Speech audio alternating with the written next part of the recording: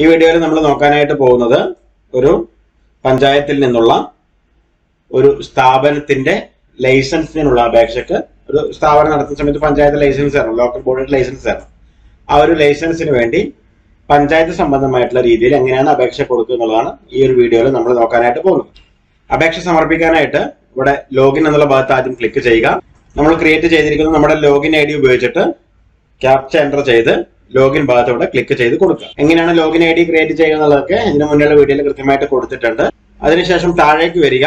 ഇപ്പം നമ്മളിത് ലോഗിൻ ചെയ്ത് ഡാഷ്ബോർഡിലോട്ട് വന്നിട്ടുണ്ടാവും. താഴേക്ക് വരിക.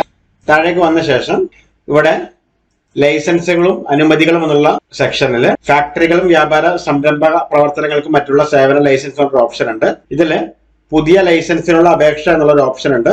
അതിൽ ഗ്രാമപഞ്ചായത്ത്, കോർപ്പറേഷൻ, മുനിസിപ്പാലിറ്റി കൊടുത്തു. നമ്മൾ ഈ ഒരു വീഡിയോയില് ഗ്രാമപഞ്ചായത്താണ് സെലക്ട് ചെയ്തത്. അപ്പൊ പുതിയ ലൈസൻസിനുള്ള അപേക്ഷ എന്നുള്ള ഭാഗത്ത് അവിടെ ഗ്രാമപഞ്ചായത്ത് തന്നെ രണ്ട് തരത്തിലുള്ളതുണ്ടാവും. ഒന്ന് സംസ്ഥാന മലിനീകരണ നിയന്ത്രണ ബോർഡിൽ നിന്നും അനുമതി ആവശ്യമുള്ളതും ഒന്ന് അനുമതി ആവശ്യമില്ലാത്തവയും രണ്ട് രീതിയിലാണ് നമുക്ക് ഉണ്ടാവുക. അപ്പൊ അത് ഏതാണോ ബിസിനസിന്റെ കാറ്റഗറി അതിനനുസരിച്ചിട്ടായിരിക്കും നമ്മൾ അപേക്ഷ കൊടുക്കേണ്ടത്. ഡോക്യുമെന്റുകൾ എന്ന് പറയുമ്പോൾ ഒരു അനുമതി സർട്ടിഫിക്കറ്റ് കൂടി നമ്മൾ എക്സ്ട്രാ ഇതിന്റെ കൂടെ ഹാജരാക്കേണ്ടി വരും. സോ ഞാനിപ്പോ അനുമതി ആവശ്യമില്ലാത്തവയാണ് സെലക്ട് ചെയ്യുന്നത്.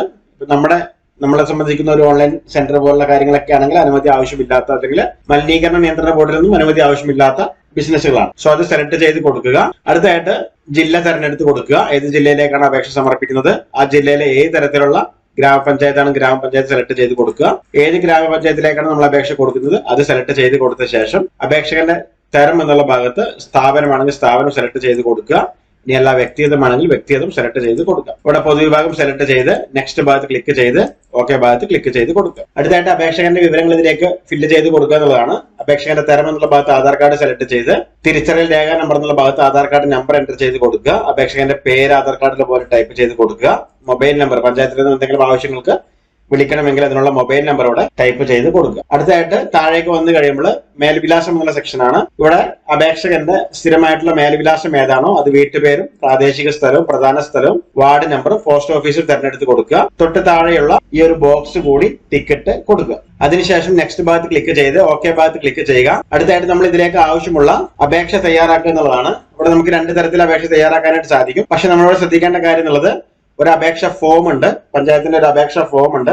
ആ അപേക്ഷ ഫോം പൂരിപ്പിച്ചിട്ട് ആ ഒരു അപേക്ഷ ഫോം ആയിരിക്കും നമ്മളിവിടെ അറ്റാച്ച് ചെയ്ത് കൊടുക്കേണ്ടത്. നമ്മൾ മാനുവലായിട്ട് എൻ്റർ ചെയ്ത് കൊടുക്കാതെ ആ ഒരു അപേക്ഷ ഫോം ഇവിടെ അറ്റാച്ച് ചെയ്ത് കൊടുക്കും. അതിനായിട്ട് അറ്റാച്ച് എന്നുള്ള ഭാഗത്ത് ക്ലിക്ക് ചെയ്ത് ഇവിടെ ആപ്ലിക്കേഷൻ എന്ന മറ്റൊരു റിമാർക്ക് കൊടുത്ത് ചൂസ് ഫയൽ ഭാഗത്ത് ക്ലിക്ക് ചെയ്ത് ആ ഒരു ഫയൽ ഇതിലേക്ക് അപ്ലോഡ് ചെയ്ത് കൊടുക്കുക. സേവ് ഭാഗം ക്ലിക്ക് ചെയ്ത് ഓക്കെ ഭാഗം ക്ലിക്ക് ചെയ്യുക.